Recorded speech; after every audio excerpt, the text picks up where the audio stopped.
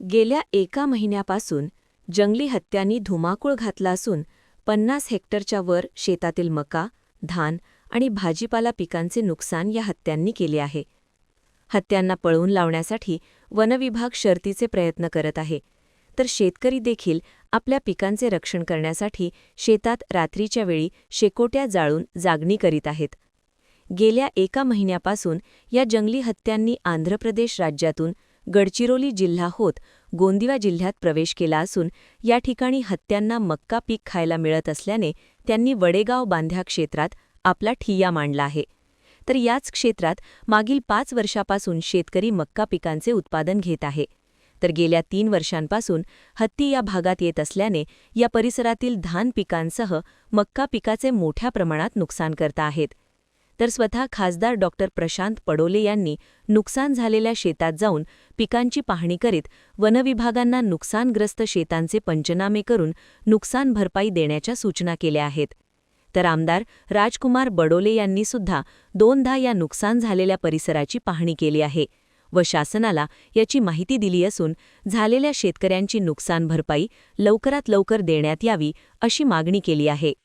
शेतामध्ये मक्याची, मिरचीची नुकसान भरपूर केलं आहे. झाडाझुडाची, फणसाची, नारळाची भरपूर मक्याची जास्त प्रमाणे नुकसान केले आहे. 1 महिना झाला, कालही परवा दिवशी पण आले होते. 1 महिना झाला सर या ठिकाणी येऊन गेले. तर रोजही येतात सर, मदत करतात, पण कास्तकाराचे जाऊ नका म्हणून, म्हणजे मानहानी झाली नाही पाहिजे त्यासाठी नाही काही, त्यासाठी कास्तकाराला अंदर म्हणजे वावरामध्ये जाऊ नाही देत. उशी येताना मुळे जास्त नुकसान होतं ना जी. आता एकरी मागे 80,000 रुपये म्हणत आहेत सर, पण आता देत किती भेटत काय होत त्याचे. आणि हेक्टरी आम्हाला म्हणते तर हेक्टरी 70-80 हजार तरी पाहिजे जी. असं तर आपल्याला 2 एकरामध्ये 2 लाख रुपये बनते सर. आम्ही गेल्या वर्षी जागा केलं, आपल्याकडे जास्त शेती नाही, 50 एकर आहे सर, पण 2 एकरामध्ये 2 लाख रुपये बनते. मी 2दा त्या नवेगाव हत्तीच्या पाहणीसाठी ऑलरेडी गेलेलो आहे. त्या ठिकाणी पूर्ण यंत्रणा त्या ठिकाणी कामाला लावली आहे. लोकांचं, ज्या शेतकऱ्यांचं नुकसान झालेलं आहे त्या शेतकऱ्यांना मोबदला देण्याची, त्यांचा सर्वे करण्याची पूर्ण आता त्या ठिकाणी अवलंब करीत आहोत. आणि त्या ठिकाणी सोलर फेन्सिंगच्या माध्यमातून पण आता त्या ठिकाणी लगेच करण्यात आलेली आहे.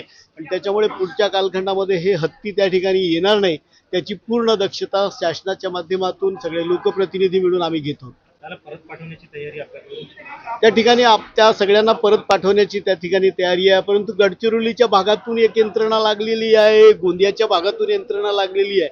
आणि त्या ठिकाणी मक्याचे उभे शेत असल्या कारणानं त्या ठिकाणी ते वारंवार त्या ठिकाणी येत आहेत. तर त्याच्यामुळे त्या संपूर्ण यंत्रणा त्या ठिकाणी काम करत आहे. आज वडेगाव क्षेत्रामध्ये आहो आणि या क्षेत्रामध्ये हत्तीच्या कळपानं पूर्ण नुकसान केलेलं आहे. जमिनीचं नुकसान झालेलं आहे, मोटारीचं नुकसान झालं आहे, पाईपाचं नुकसान झालं आहे, झटक्या मशीनचं नुकसान झालं आहे आणि मोठ्या प्रमाणामध्ये मक्याचं नुकसान झालेलं आहे. पूर्ण शेतकरी हवालदिल झाला आहे. मी माननीय मुख्यमंत्री साहेब तुम्हाला विनंती करू इच्छितो का सर्वप्रथम त्या हत्याचा तुम्ही काहीतरी करा, या क्षेत्रातून कोणत्या दुसऱ्या क्षेत्रामध्ये तुम्ही घेऊन जा. आणि दुसरी गोष्ट, आमच्या शेतकऱ्यांचं जे नुकसान झालं आहे तुम्ही हेक्टरी 2.5 लाख रुपये तुम्ही दिलेले पाहिजेत.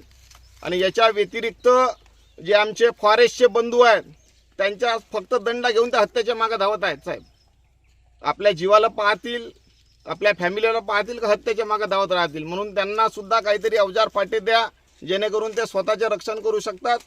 आणि दुसरी गोष्ट, या वडेगाव क्षेत्रामध्ये मागील 3 वर्षापासून सातत्यानं शेतकऱ्यांचं नुकसान होत आहे, शेतीचं नुकसान होत आहे, धानाच्या शेतीचं नुकसान होत आहे. अजूनपर्यंत तुम्ही खरीपाचे धान अजूनपर्यंत तुम्ही उचलले नाहीत.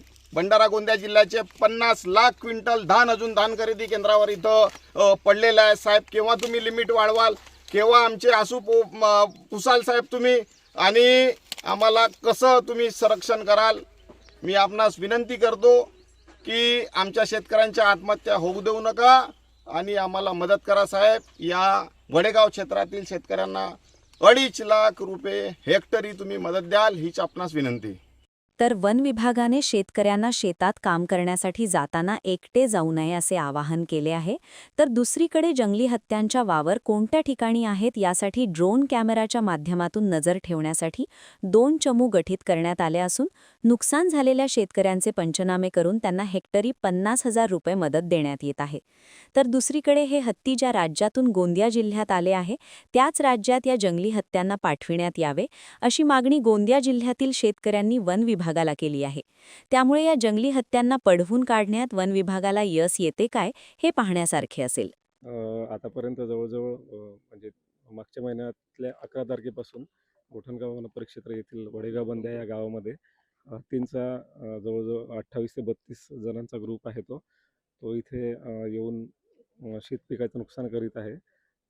आतापर्यंत आम्ही पंचनामे केले त्यानुसार 7 ते 8 हेक्टरमध्ये नुकसानचं पंचनामे केलेले आहेत नुकसानीचे आणि त्यावर पूर्णपणे तात्काळ पंचनामे करणे आणि त्यांना लवकरात लवकर त्याचं नुकसान भरपाई शेतकऱ्यांना मिळण्यासाठी कारवाई सुरू आहे. प्रति हेक्टरी 50,000 प्रमाणे आम्ही त्यांना नुकसान भरपाई देतो.